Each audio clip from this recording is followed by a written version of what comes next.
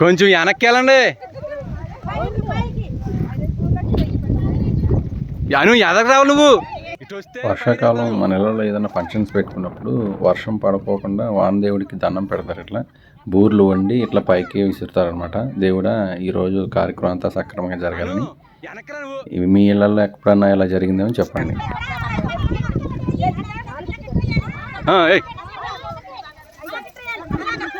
పడిందా? పడ్డవాళ్ళు చూపించండి, పడ్డవాళ్ళు చూపించండి.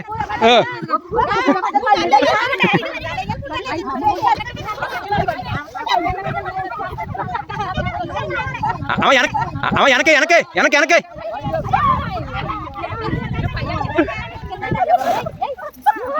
అయ్యో 3 పోనీ